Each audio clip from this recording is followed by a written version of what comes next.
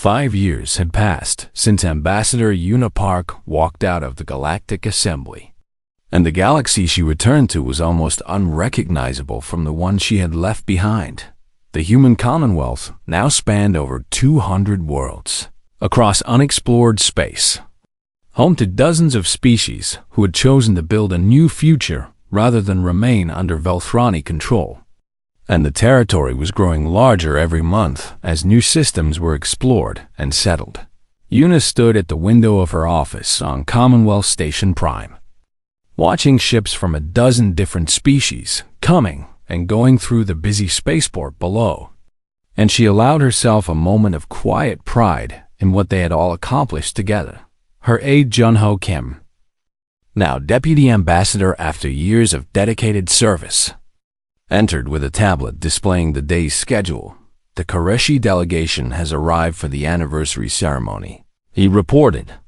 And we have confirmed attendance from 93 species. Una smiled at the number, remembering a time when humanity had stood alone against the oldest powers in the galaxy. Has there been any word from the Velthrani? She asked. Jun-Ho shook his head.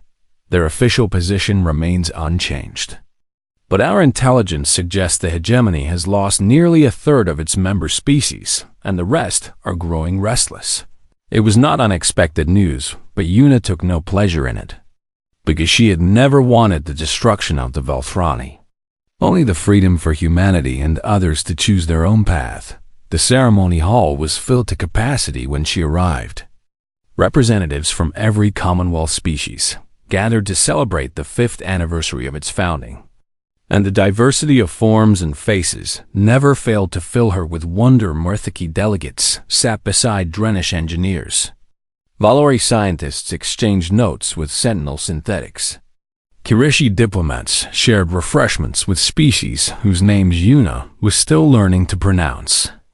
And through it all ran a current of mutual respect that made the gathering feel more like a family reunion than a political event. She took her place at the podium and looked out at the assembled crowd, knowing that billions more were watching through broadcast feeds across Commonwealth space and beyond.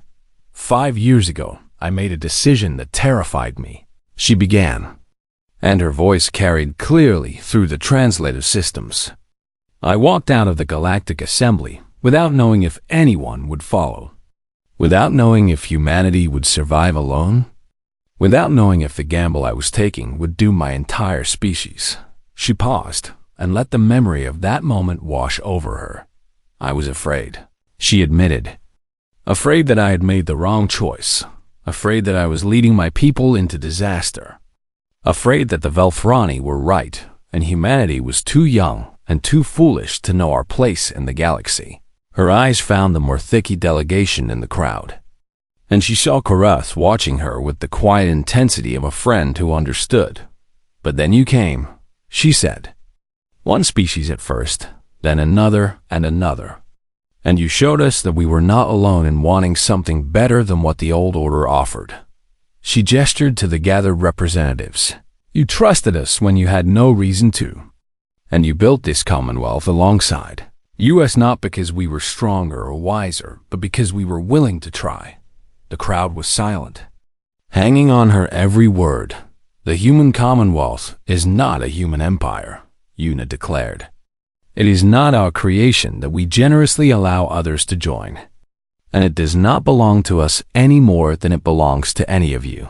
She spread her arms wide in a gesture she had learned from the Koreshi, one that signified unity and shared purpose. It belongs to all of us together, she said, and it will grow and change as we grow and change, shaped by voices we have not yet heard from worlds we have not yet discovered. This is what we built, she continued, not through conquest or domination, but through the simple act of treating each other as equals and trusting that together we could create something worth believing in. She felt her voice catch with emotion and did not try to hide it. I'm old now, she said, and I do not know how many more years I will have to see what the Commonwealth becomes. But I know with absolute certainty that it will be something magnificent, because you will make it so. She finished, all of you, together, carrying forward the dream that began when we walked out of that chamber and chose hope over fear. The applause that followed shook the walls of the ceremony hall, and Yuna felt tears streaming down her face as she watched the representatives of nearly 100 species rise to their feet in celebration later. As the formal ceremony gave way to informal gatherings and conversations, a young Velthrani approached her with nervous steps. His scales pale with anxiety. "Ambassador Park," he said, "I am Catherine, and I have left my homeworld to join the Commonwealth." Yuna looked at him with surprise and something that might have been hope.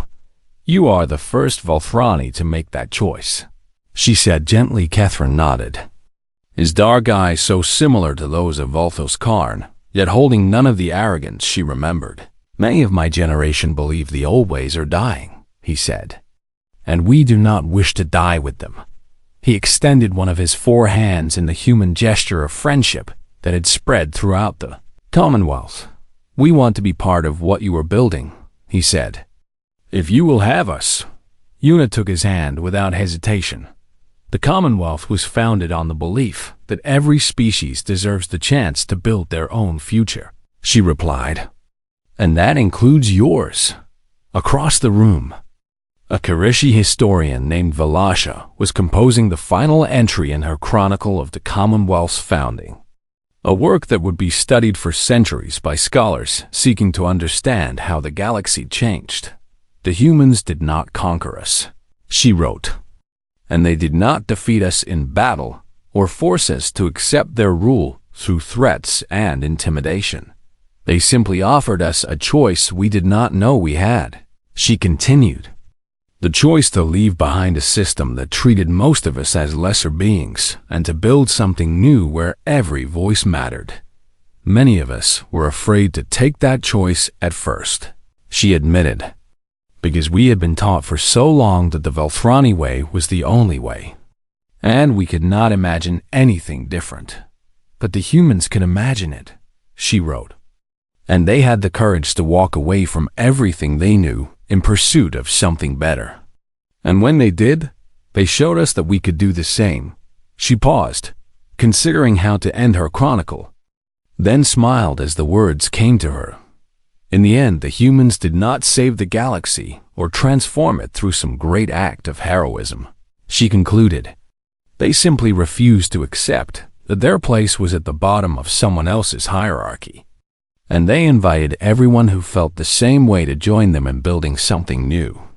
And we followed them," she finished. "Not because they were stronger or smarter or more worthy than the rest of us, but because they reminded us of something we had forgotten, that the future belongs to those brave enough to imagine it differently."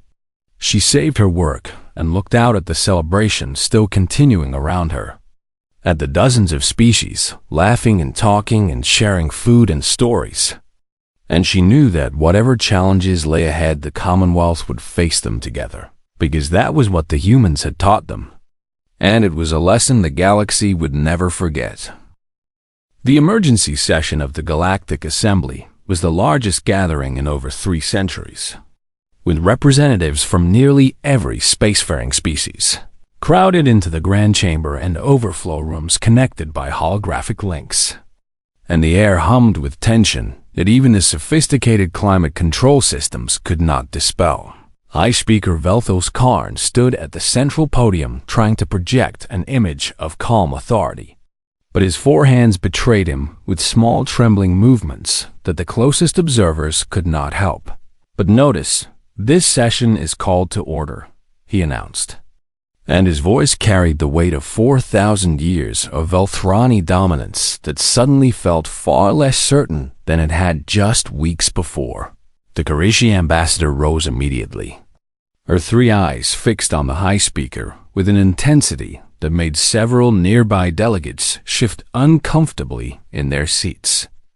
"The Karishi Diplomatic Corps formally requests an explanation for the military action taken against civilian vessels at the human border," she declared. "And we demand to know under what authority the Velthrani fleet targeted ships carrying families and children."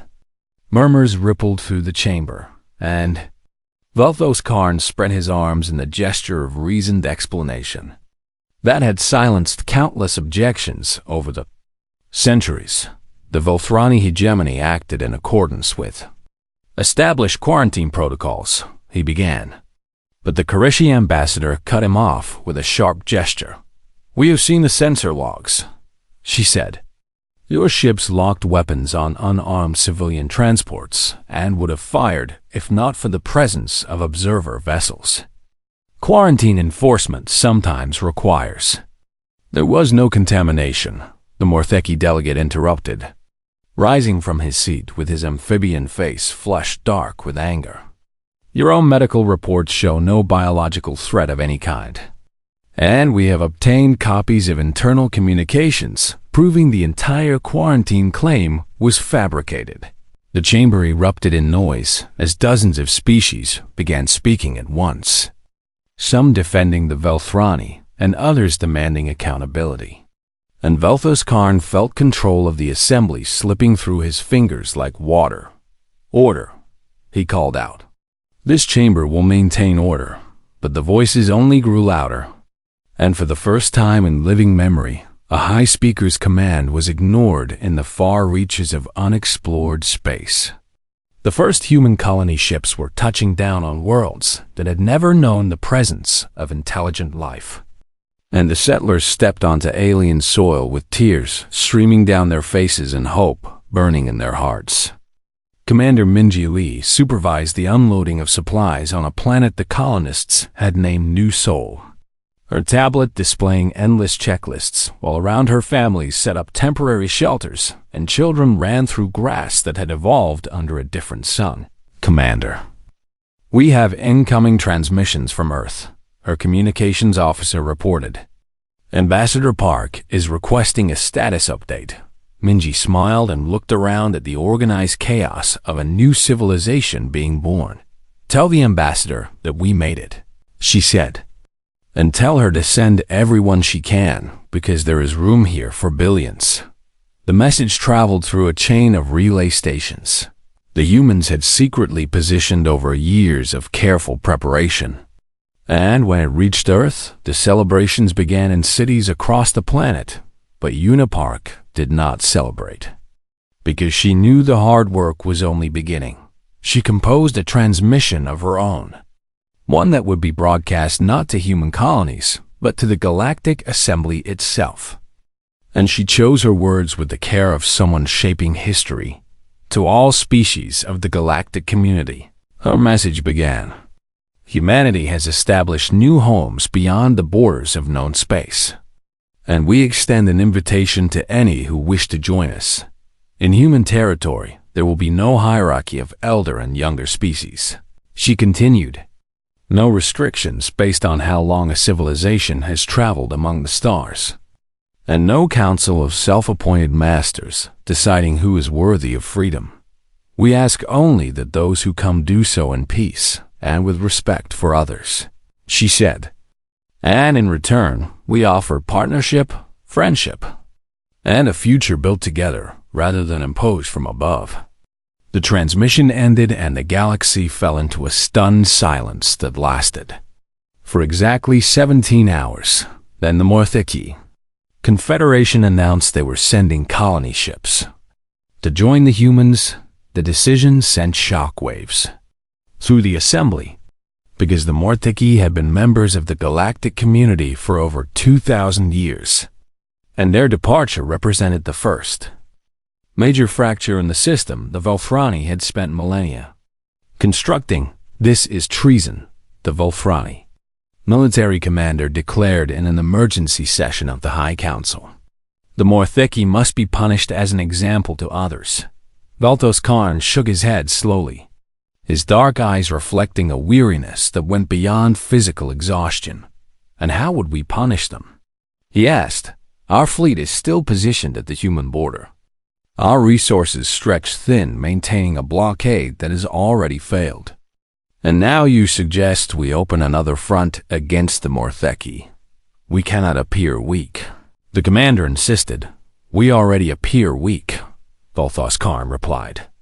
The humans walked out of our assembly and escaped our blockade while the entire galaxy watched. And every species that has ever resented our authority is now wondering if they could do the same." He was right.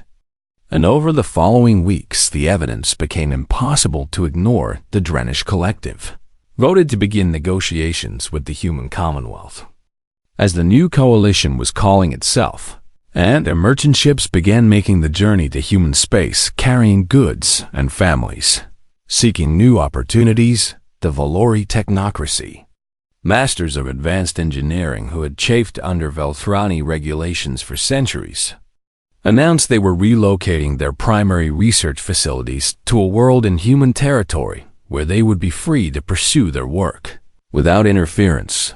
The Sentinel Collective, a synthetic species that the Velthrani had always treated with barely concealed suspicion, accepted the human invitation without hesitation and immediately began contributing their unique capabilities to the growing Commonwealth. Each departure weakened the old order and strengthened the new one. And Velthus Karn watched the numbers shift with the helpless fury of someone seeing their life's work crumble. In the Commonwealth territories, Ambassador Unipark met with representatives from each arriving species, and she made the same promise to all of them. "You are not joining human civilization," she told them. "You are helping us build something that belongs to everyone, and your voice will carry the same weight as any other." The Martheki delegate, a veteran diplomat named Korath, who had witnessed decades of Velthrani manipulation, found himself moved nearly to tears by her words.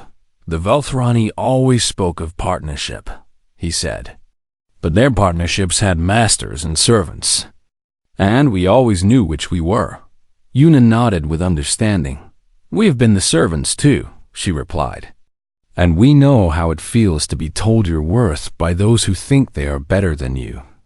She extended her hand in the human gesture of friendship that had become famous across the galaxy. "Let us build something different together," she said. "Something where no one has to feel that way again." Korath took her hand, and in that simple moment, the future of the galaxy shifted onto a new path that no one could have predicted. The Velthrani hegemony still held vast territories and commanded powerful fleets, but their greatest weapon had always been the belief that their way was the only way. And that belief was dying with every ship that crossed into human space. The old order was ending, and something new was being born among the distant stars. The Velthrani battle fleet moved through hyperspace like a swarm of predators closing on wounded prey. 47 capital ships and over 200 support vessels carrying enough firepower to reduce entire worlds to ash.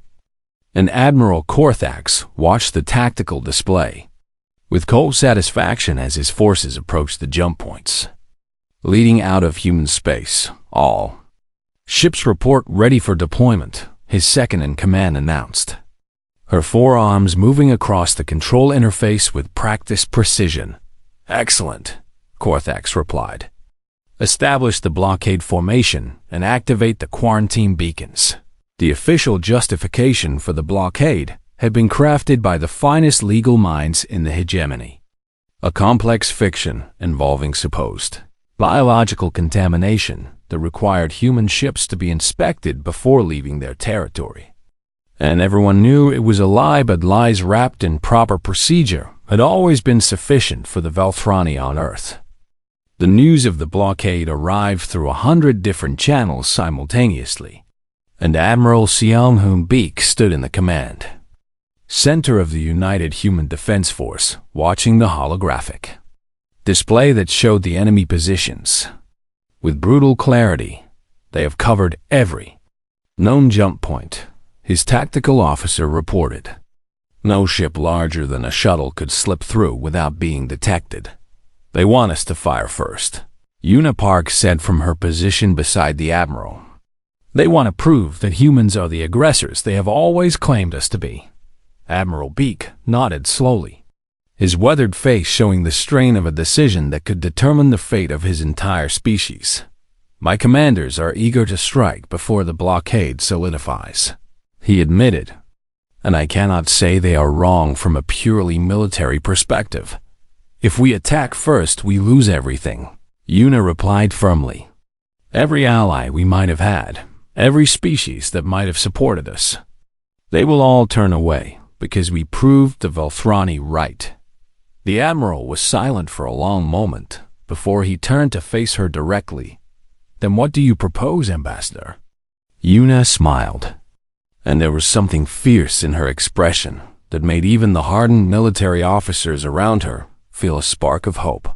We show the galaxy exactly who the Velthrani really are, she said within hours. Human communication satellites began broadcasting detailed footage of the blockade to every species in known space. Every trade partner and scientific collaborator and diplomatic contact that humanity had cultivated over 60 years of patient relationship building.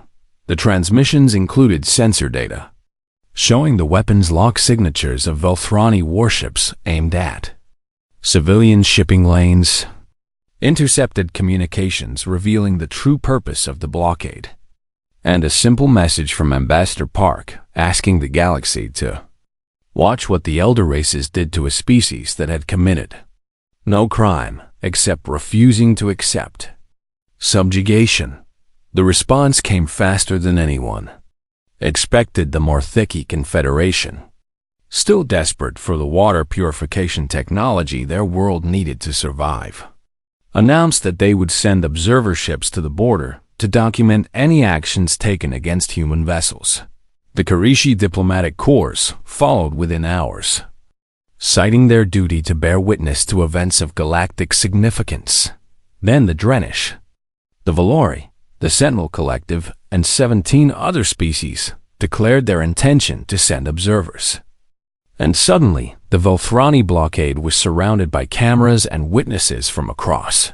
Known Space Admiral Korthax received the news with growing fury, his scales flushing dark with anger as report after report arrived describing the gathering fleet of observer vessels. This changes nothing, he declared to his command staff. Let them watch as we enforce lawful quarantine procedures. But his second-in-command was studying the tactical display with worried eyes. Sir, look at the human colony ships, she said quietly. Korthax turned his attention to the sensor readings and felt his confidence waver for the first time. The human vessels were not gathering at the blockaded jump points as expected, and they were moving toward coordinates that should have been empty space. Regions where no hyperspace routes existed according to every map in the Velthrani archives. Where are they going? He demanded. We do not know, his tactical officer admitted. Our charts show nothing at those coordinates. But the human ships are accelerating as if they expect to find something there. The first colony ship reached its destination and vanished in a flash of hyperspace transition, followed by a second and a third. And Korthax watched in disbelief as the humans escaped through doorways that should not have existed. They found jump points we never charted.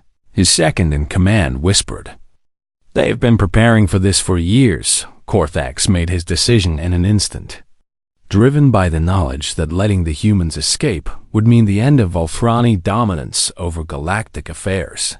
All ships, intercept course, he ordered. Target the remaining colony vessels. Sir. The observer ships, his tactical officer began. I do not care about observers, Korthax snarled. We cannot allow the humans to establish themselves beyond our reach. The Velthrani fleet surged forward, weapons charging as they closed on the fleeing colony ships.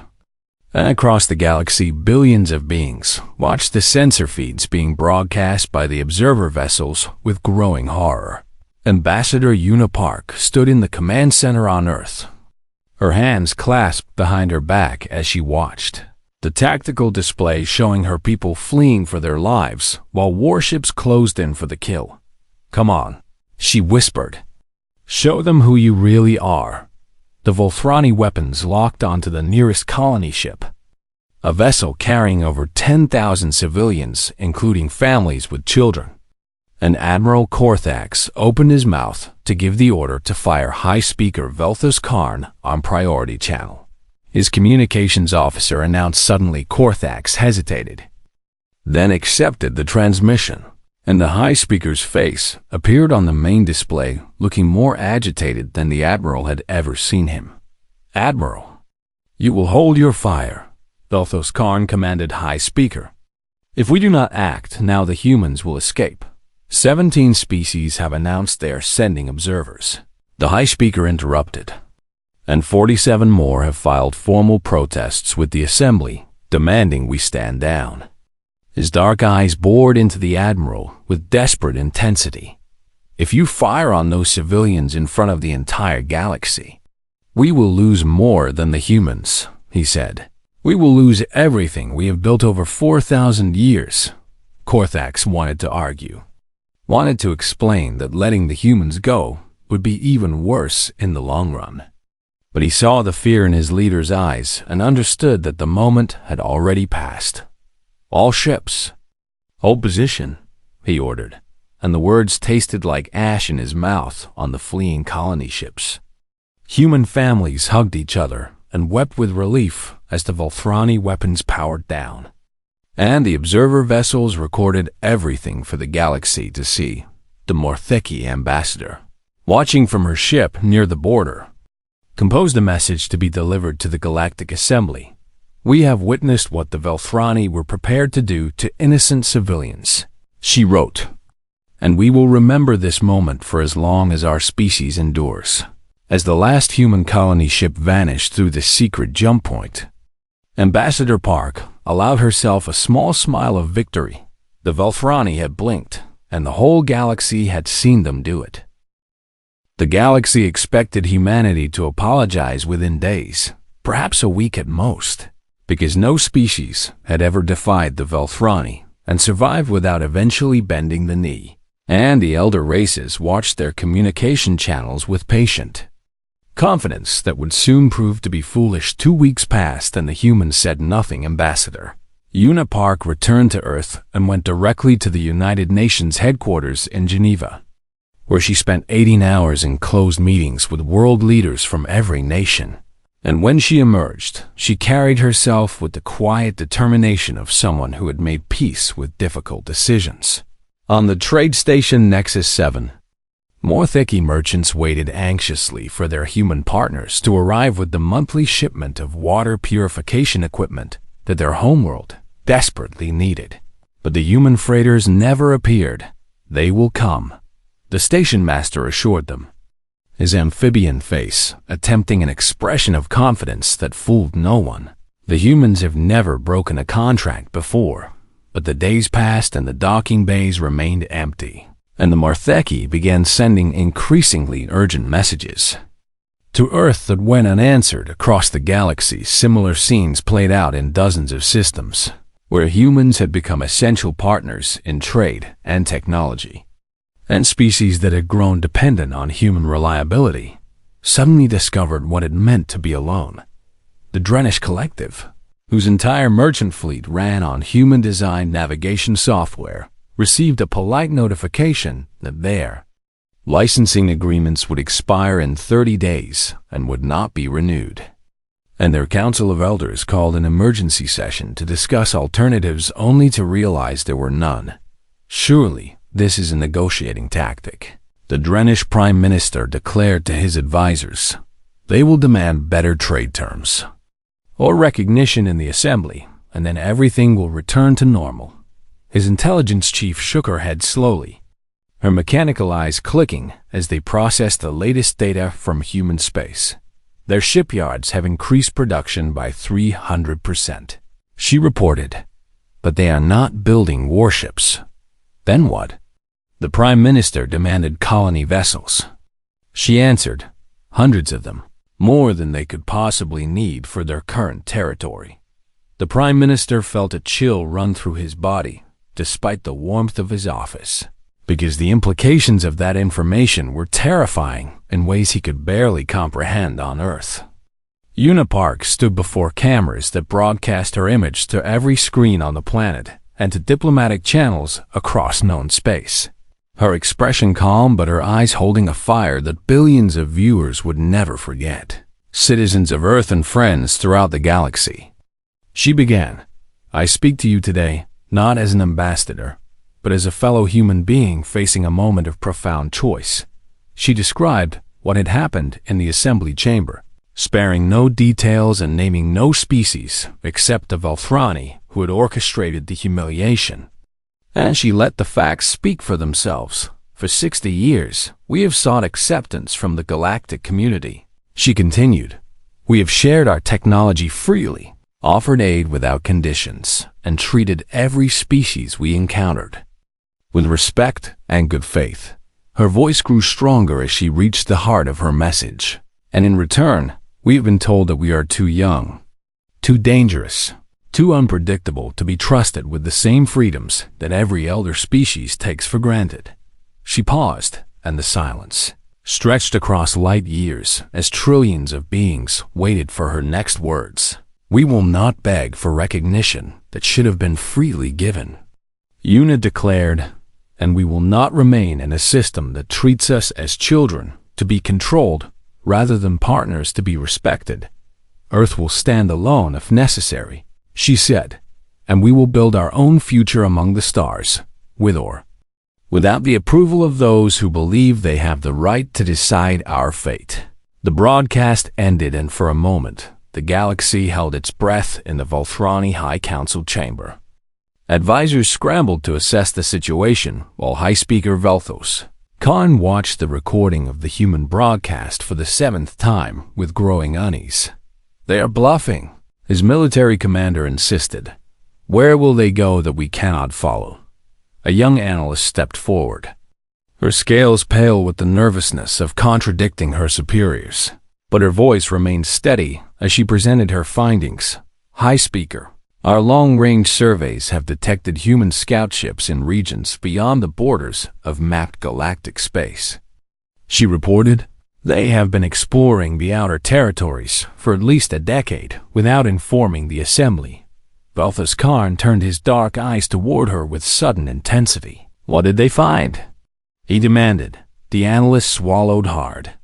Before answering, over 300 worlds that match human habitability requirements, she said, "all unclaimed because no other species has ventured into those regions." "Why not?" the military commander asked with contempt. "What dangers lurk there that the humans are too foolish to fear?" "Nothing," the analyst replied. "There is nothing there except empty space and untouched worlds. And we never explored those regions because we had no need to." She hesitated before delivering her final conclusion. "The humans are not preparing to fight us," she said. "They are preparing to leave us behind, and if they succeed, they will build a civilization beyond our reach that owes us nothing." The council chamber fell silent as the implications sank in. Because the Velthrani had maintained control of the galaxy for millennia, by ensuring that no species could survive outside their system of alliances and dependencies. But the humans had found a way out, and they were going to take it. Velthos Karn dismissed his council and sat alone in the darkened chamber, his four hands clasped in the meditation pose of his ancestors. And for the first time in his long life, he felt the cold touch of genuine fear. The humans were not acting like any species he had ever encountered. And he realized with growing horror that everything he thought he knew about controlling younger civilizations might be completely wrong. Somewhere in the void between stars, human colony ships were already being loaded with supplies and volunteers eager to build new homes in unknown territories. And they carried with them a determination that no treaty or blockade or threat could extinguish. The galaxy was about to learn what happened when humanity stopped asking for permission. The grand chamber of the Galactic Assembly stretched for nearly 2 kilometers in every direction, its crystalline walls designed to humble any species that entered. And Ambassador Unipark had walked these halls many times before, but Today felt different in ways she could not explain. She led the human delegation through corridors filled with representatives from over 200 spacefaring civilizations, each one watching the humans pass with expressions ranging from curiosity to poorly hidden contempt. And Yuna kept her face neutral, even as she felt the weight of their stares. The Velthrani hegemony had called this emergency session, and nothing good ever came from Velthrani emergencies. Her aide Junho Kim walked beside her, his tablet displaying the agenda that had been released only 3 hours before the session began. And his jaw was tight with anger he was struggling to contain. They buried it in section 47, he whispered to her as they approached the massive doors of the main chamber. Yuna nodded, because she had already seen it. A resolution that would permanently restrict human expansion to 12 star systems. Barely enough room for their current population, and certainly not enough for future generations. The doors opened and the noise of hundreds of species talking at once washed over them like a wave. Translate devices filling the air with a constant hum as they converted countless languages into something comprehensible. The human delegation took their assigned seats in the outer ring of the chamber, far from the center where the elder species sat in positions of honor they had held for millennia. And Yuna noticed that their seats seemed even further back than the last session. High Speaker Velthos Karn stood at the central podium, his forearms spread wide in the traditional gesture of authority, and his scaled skin gleamed under the artificial lights that mimicked the spectrum of the Velthrani home sun. "We gather today to discuss matters of galactic security," he announced, his voice carrying through every translator in the chamber, "and to address concerns that have been raised by multiple member species regarding the expansion of younger civilizations." Yuna listened as speaker after speaker rose to discuss minor trade disputes and border adjustments, each one carefully scripted to waste time until the chamber grew restless and impatient. And she recognized the tactic because the Velthrani had used it for centuries to push through controversial measures when attention was low. 3 hours passed before Velthos Karn finally called for discussion of Section 47, the Velthrani hegemony, supported by our esteemed allies in the consortium of elder races, presents Resolution 7-7-4-2 for immediate consideration, he announced. And the text appeared on screens throughout the chamber. Yuna read the words she had already memorized. Phrases like species developmental restrictions and controlled growth parameters that meant nothing except that humanity would be caged forever in a tiny corner of the galaxy, while older species claimed everything else.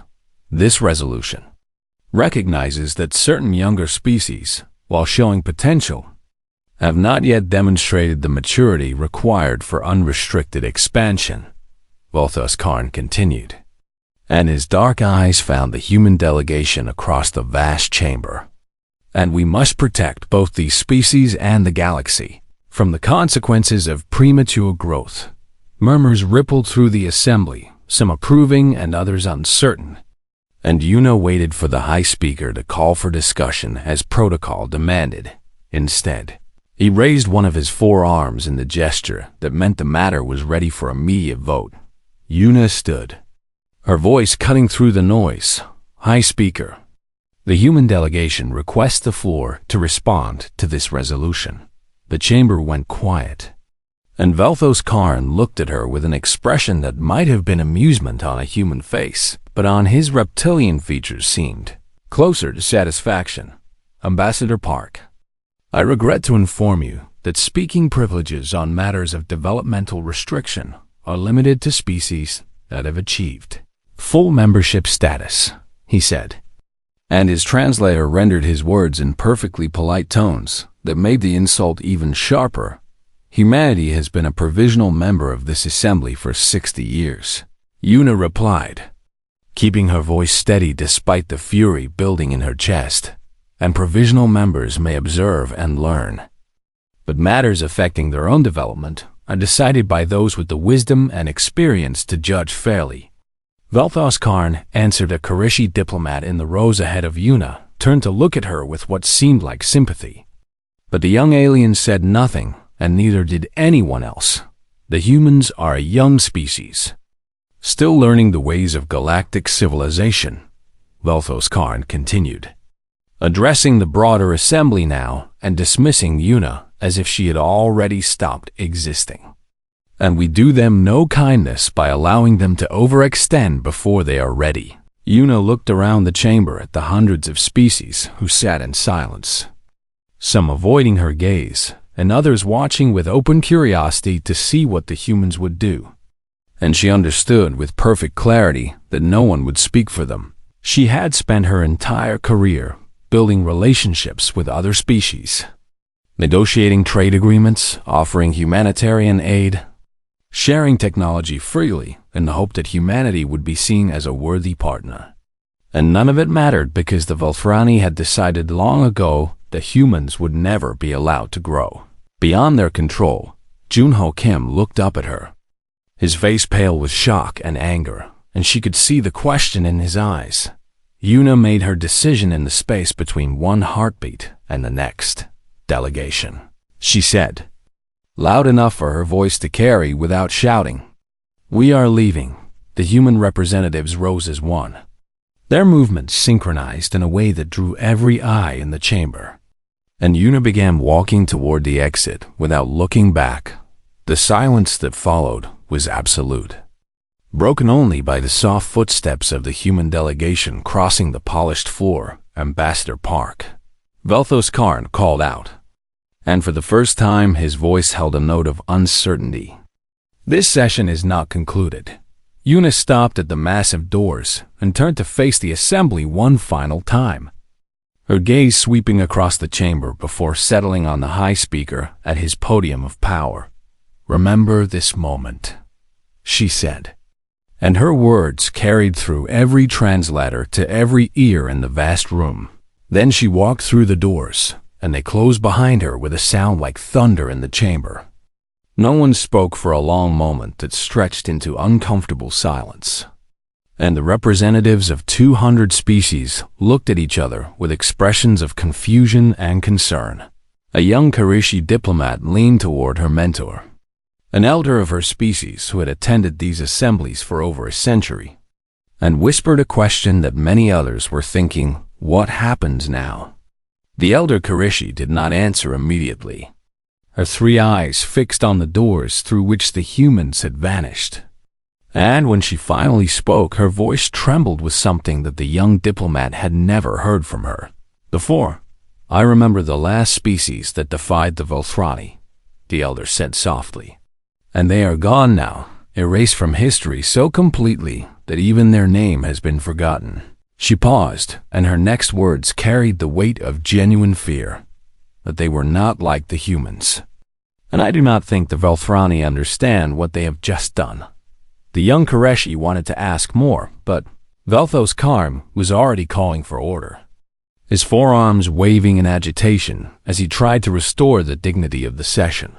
And the moment passed, but the elder Karishi kept staring at those closed doors. And she could not shake the feeling that the galaxy had just changed in ways that none of them were prepared to face.